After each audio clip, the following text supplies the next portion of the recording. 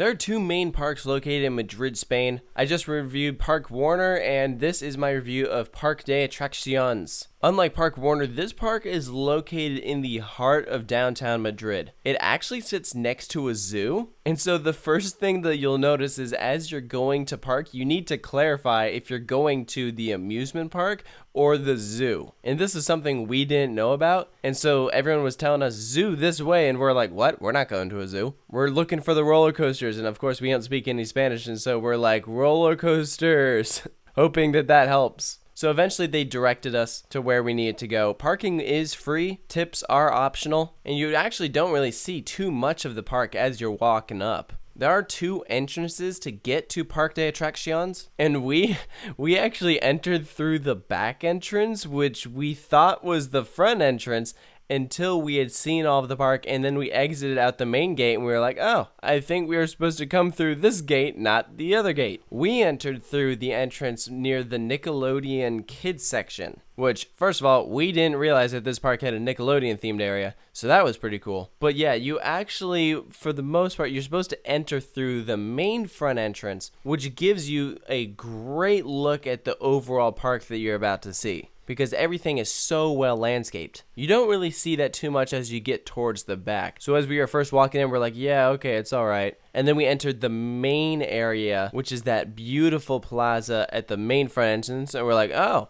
yeah, okay. This is actually pretty nice. The main plaza that I'm talking about is essentially you have this strip of land that is terraced, so it goes uphill, and in the center you have a walkway on either side, but the center has all these fountains. And it is so beautiful. You have trees on either side of you, flowers. It is gorgeous. This park has a lot better landscaping than Parque Warner. This park is definitely prettier. I wouldn't say it has better theming though. None of the stuff really here is themed with the exception of the Nickelodeon area, at least for the most part. You do get a little bit of theming with some attractions here and there, but the Nickelodeon area is actually pretty neat. My favorite thing there is they have a water ride that looks like the Fiery Fisto Pain. It is hilarious. I loved this water ride. I didn't ride it, but it was so cool. This Nickelodeon area was actually really well done. They had a Man Ray and Barnacle Boy ride. They had a Dora the Explorer section. It was so cute.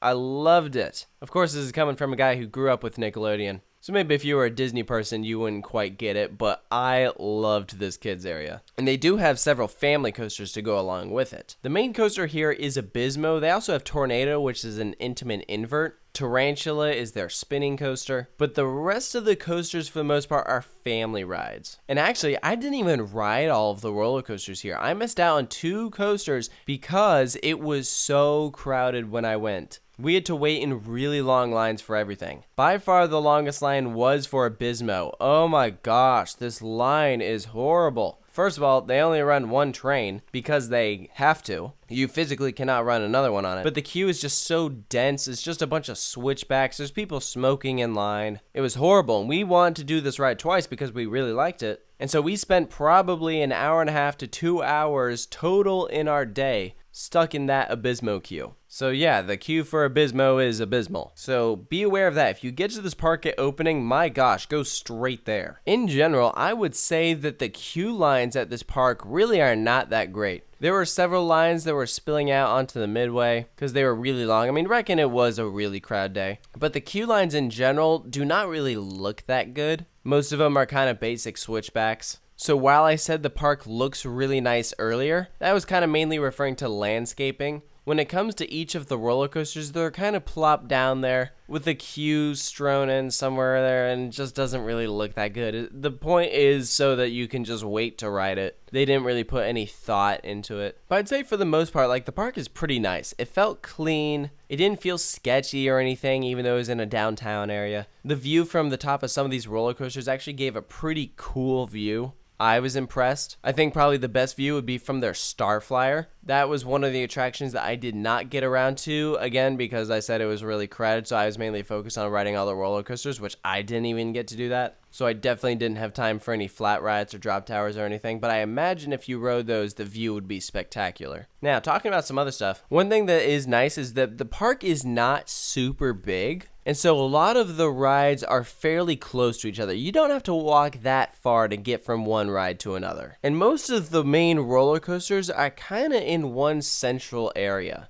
If you're looking at the main entrance, they're all on the left side. A lot of the family attractions are going to be towards the right. So as you can imagine, I spend a lot of my day in the left side of the park. There's actually some pretty neat stuff there. They actually have a replica of the Eiffel Tower, which was kind of weird. I didn't know about that, and I was like, okay. They have a log flume. There's some fun, cute little transportation rides. And one thing I thought it was pretty neat, I mean, this is coming from a coaster nerd, but they actually had the train for one of their past roller coasters sitting next to a Bismo on a section of track, and it was talking about, you know, the past attraction, when it used to operate, that kind of thing. So that was pretty cool. The park is like honoring its past. In terms of food, I did have lunch in this park. And I was like super lame. I got Domino's pizza, which is like so American. However, let me justify myself. It is Spanish-fied. So this isn't your normal Domino's American pizza. Mine had corn on it. It was awesome.